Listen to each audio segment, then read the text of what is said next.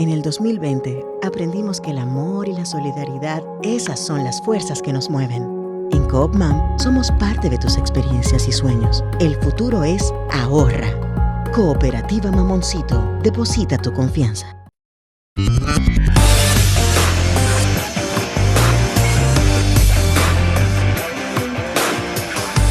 Desde la República Dominicana, soy Ivonne Ferreras. Aquí estamos en este martes, que es un lunes cimarrón, un martes bastante frío. Las temperaturas han bajado, que eso no tiene nombre. Yo, la verdad, me da mucha penita con aquellos grupos que están allá en la parte más alta de este peñasco insular que se llama República Dominicana, en el Pico Duarte, que es la fecha donde más o menos los senderistas pues agarran para subir allá al pico. Bueno, la deben estar pasando, señores, pero a nivel de las temperaturas en este día, que están mucho han bajado.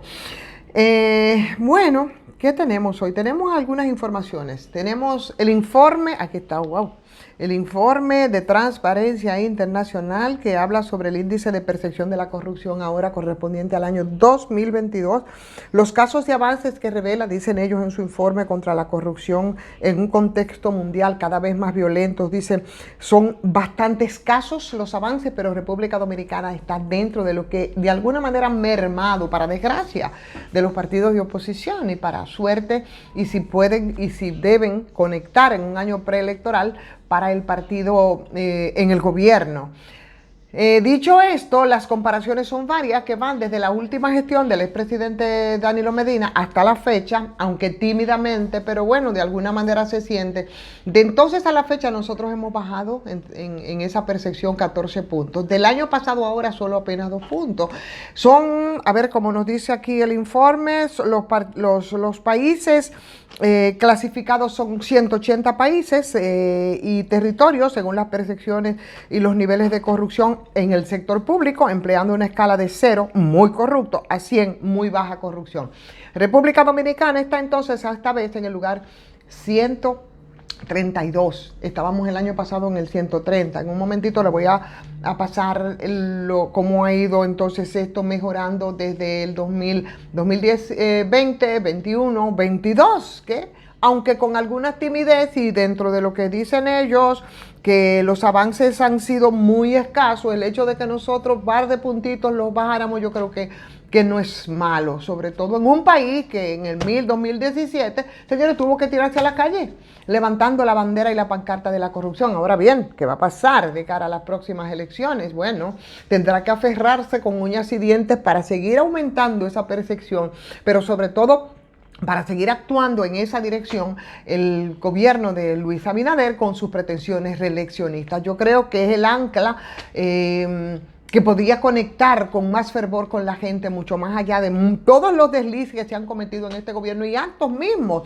de corrupción, porque los hemos tenido tanto que tenemos personas presas, y ahí está el caso del Bolo 13 y el caso de la lotería y cuantos otros más de gente que estoy segura que prefieren que tuviéramos los esquemas anteriores, ¿no? Del quítate tú para ponerme yo, y para eso dieron muchas muestras. Pero si tomamos en cuenta lo que son todavía los pronunciamientos del presidente Luis Abinader de trabajar en esa dirección, aunque a veces uno siente que no sabe hacia dónde va, sobre todo porque aquí hay grupos oligopólicos que les va muy bien y que siguen más o menos a la delantera respecto a las políticas que deberían aplicarse para que tengan un impacto precisamente en los más desvalidos, que es la gran mayoría en este país. Pero será un elemento importante, muy importante, porque es justamente de lo que la oposición no le gusta que se hable. Como el diablo a la cruz, le huyen al tema de la corrupción, porque fue desbordante, hay que decirlo, y no quieren que uno mire hacia atrás, pero el atrás está bastante cerca, y las pretensiones entonces de colocarse delante, yo creo que tenemos que vivir eternamente echando manos de este tipo de mediciones y recordando que no está lejano en el tiempo, cuando la gente hasta el hartazgo y como ya casi como burla y como mofa te restregaban encima de tus narices, señores, como mucha gente habían acumulado con el erario, fortunas extraordinarias a costa de la corrupción y por supuesto de su hermana gemela, que es la impunidad. Por tanto, la corrupción que ha hecho, como dicen ellos en parte de las motivaciones, que nuestro mundo sea un lugar más peligroso porque es un lugar más inequitativo, porque es lo que se hace es una fábrica de pobreza extrema, porque la concentración de la mayoría de las riquezas están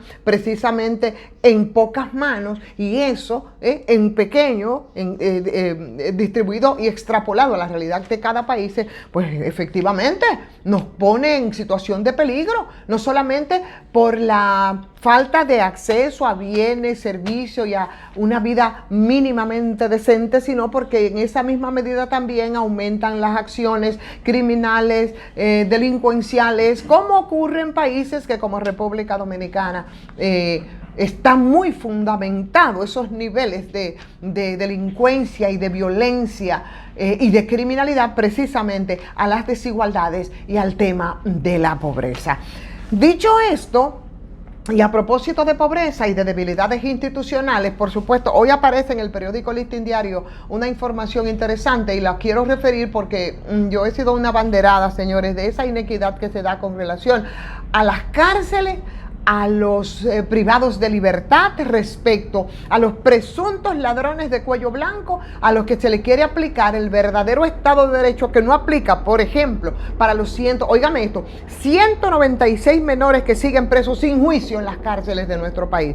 Mi colega Ramón Cruz Benzán hoy habla de 234 menores infractores de la ley que fueron recluidos en los centros de detención, y de esos 234, 196 están presos a la brigandina, como decimos aquí. Es decir, que la presencia, además, si lo sumamos a los presos preventivos que en estos días han salido a relucir y que cuentan en 15.000 de una matrícula de cerca de 28.000 privados de libertad, presos preventivos en el país, pues yo creo que la aberración en términos de la actuación no tiene parangón. Aparte de que se vive en una especie, como mismo dice el periódico Listín Diario hoy, de condena no sentenciada, porque eso es lo que pasa, son presos sin sentencia que están ahí prácticamente secuestrados por la cantidad. Todos ellos, incluyendo algunos que cumplen distintas penas, que sufren además los efectos del hacinamiento,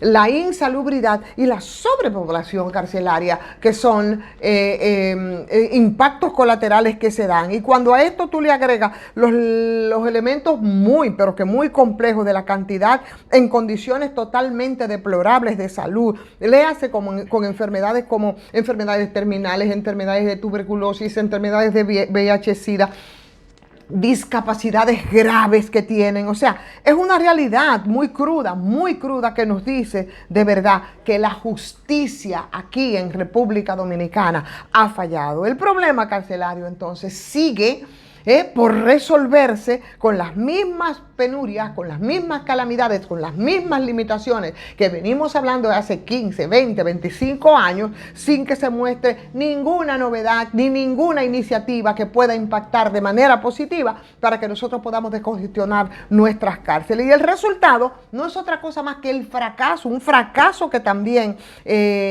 abarca a todo el sistema penitenciario correccionales, a todas esas estadísticas e iniciativas que han hablado de revolución de las cárceles y los modelos de cárceles, señores.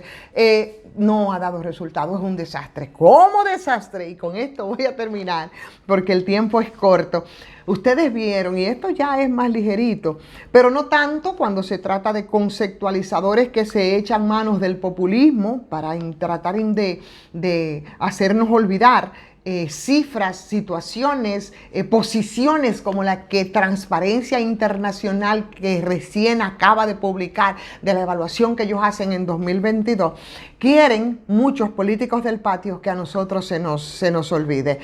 Y es un videíto que anda por ahí rodando. Yo veía a mi amigo Nelson que tuiteaba respecto a ese videíto del activismo, claro está, con todo el derecho, aunque sea extemporáneo, de campañas políticas, de los partidos políticos de oposición y también oficialistas de Leonel Fernández. Ayer tuvo una gran actividad en el Parque Independencia, pero también tuvo una actividad ahí en Bonao. Y la verdad que mira, Si fuera un ser mortal, común, como somos los dominicanos, bueno, pues pasa inadvertido, pero un conceptualizador como Lionel, que no podía discutir con ningún liderazgo político de este país, porque ninguno le da a él por los tobillos, y hay que reconocer la capacidad de comunicar que tiene Leonel Fernández.